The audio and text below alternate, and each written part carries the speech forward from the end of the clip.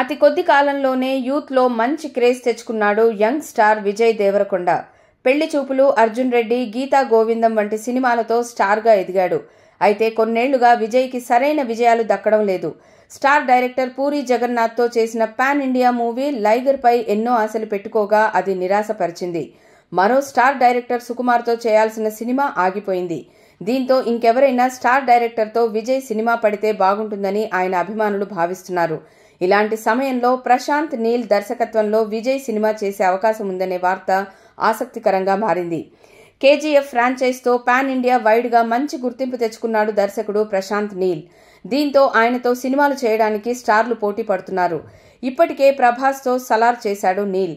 త్వరలోనే సలార్ 2 కూడా చేయనున్నాడు. ఆ తర్వాత జూనియర్ ఎన్టీఆర్తో ఒక సినిమా చేయాల్సి ఉంది. మరోవైపు రామ్ చరణ్ వంటి స్టార్స్ ప్రశాంత్ నీల్తో సినిమా చేయడానికి ఆసక్తి చూపుతున్నారు. ఇలాంటి సమయంలో ప్రశాంత్ నీల్ కన్ను యంగ్ స్టార్ విజయ్ దేవరకొండపై పడటం ఆసక్తికరంగా మారింది. ఇటీవల విజయ్ ఇంటికి ప్రశాంత్ నీల్ వెళ్లాడు. వీరి కాంబినేషన్లో ఓ ప్రాజెక్ట్ రానుందని, దానికి సంబంధించిన చర్చల కోసమే విజయ్ని నీల్ కలిశాడని న్యూస్ వినిపిస్తోంది. ఓ రకంగా ఇది బిగ్ సర్ప్రైజ్ అని చెప్పవచ్చు. సలార్ 2తో పాటు ఎన్టీఆర్ ప్రాజెక్టు పూర్తయ్యాక విజయ్తో నీల్ సినిమా చేస్తాడేమో చూడాలి.